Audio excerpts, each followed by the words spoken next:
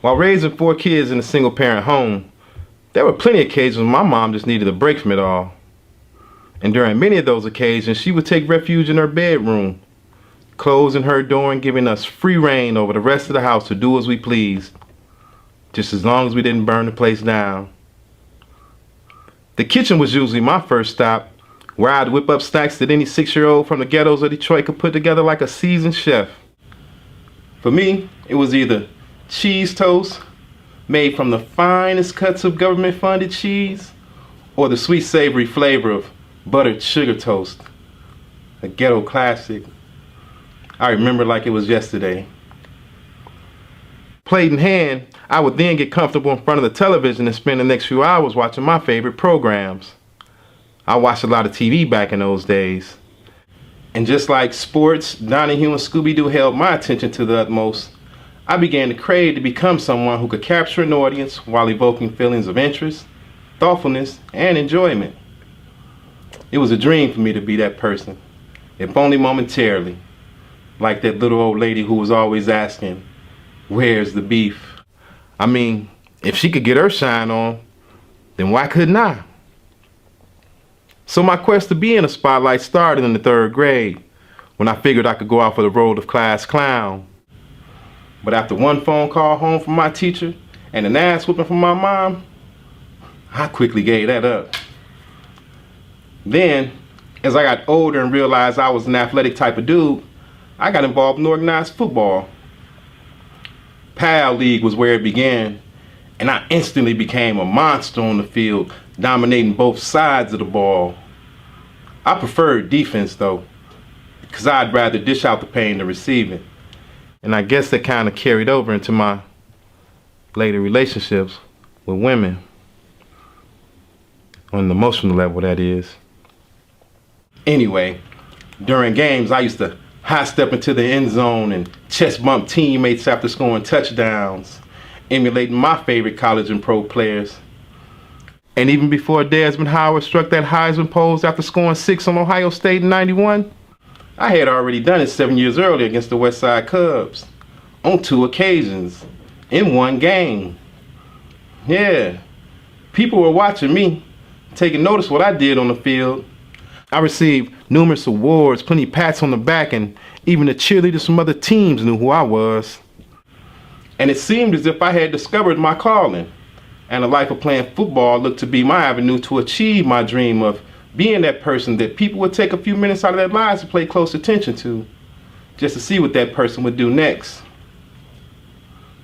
Then came high school, and I knew that in order for me to continue in pursuit of my dream, I had to stay focused and not let temptation and the lures of immediate gratification steer me off the path of where I wanted to go in life. Growing up in inner city ain't easy, especially when you're poor. Especially when you and your brother go to the same school and his Monday outfit is the same one you gotta wear Wednesday, hoping and praying that your peers have short memories. And it's hard when school lets out and that one girl in your biology class, you know, that cute one you had a crush on, but she dissed you because your shoes had more holes in them than a black man turning around with his hands in the air to surrender to one of Ferguson's finest, is rolling her eyes at you while she's flirting with a guy rolling a brand new Benz. A guy who comes to school sometimes, but only to showcase the material wealth he's gained from flipping birds, while simultaneously flipping the bird to the studies that claim higher education equals higher income. And he's getting that same attention you crave for like he's some star. Damn near every kid in school stopping at his car in awe of the shit he's doing. And then on Friday nights, when the football game was usually in the spotlight, oh, he would really turn it on. Coming through the gate sporting an outfit that cost more than your whole wardrobe for the last 4 years combined. Fuck the game. He was the main attraction, attracting attention from the crowd that was abuzz with whispers of, "Look at him, girl," and "That nigga's killing it." Yeah. The game went on, but in between plays while huddled around my teammates, I would peer up at him in the stands as he shook more hands than a presidential candidate, while an abundance of potential Monica Lewinskys threw him seductive stares, bringing me to the conclusion that I was taking the scenic route to my destination and 7 more years of education began to seem like a lifetime. So, soon after having these cognitions, sacking quarterbacks was replaced by bagging up quarter ounces of crack. And instead of schoolhouse rock, I was schooled on how to sell rocks out of houses that never closed, 7-Eleven style. And sooner rather than later, I started reaping the fruits of my labor. Everything got better. Money, cars, clothes, and women. The money I was spending brought me the attention I had yearned for, and people began to pay me plenty of it. But living in the inner city ain't easy, especially when you're selling drugs. Especially when you're prospering in the game and that iced out chain you wearing is catching the attention and blinding the green eyes of envy-filled brothers who just can't seem to come up because of shortcomings that have nothing to do with you.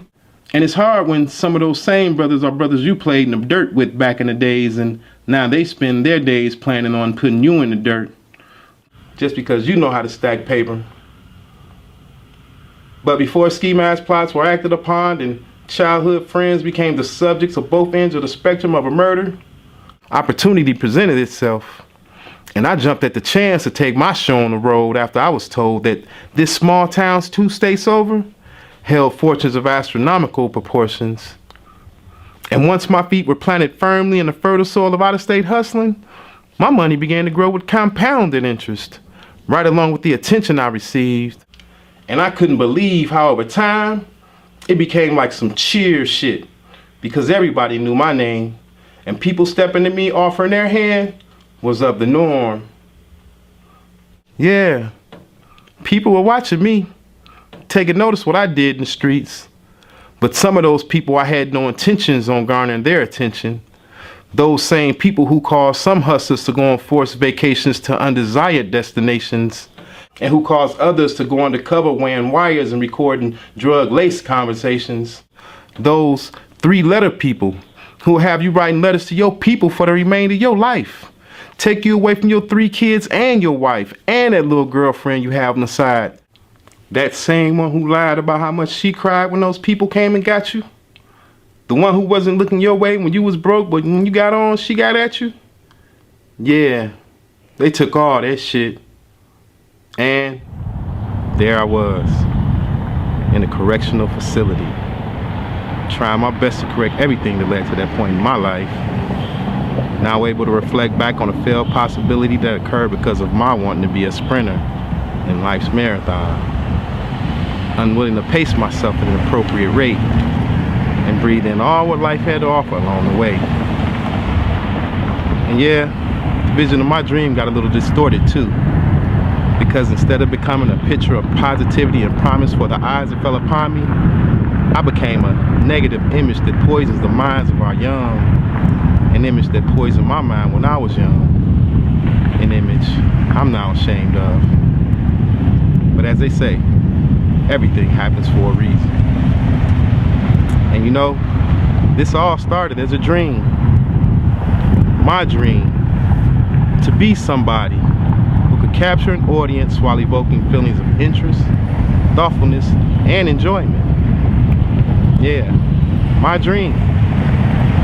So tonight, before you close out the final moments of your day, you know, those last seconds before you drift off with hopes of tomorrow being just a little bit better, you can take pride and comfort in knowing that on this day, you helped someone's dream come true. And for that, I thank you.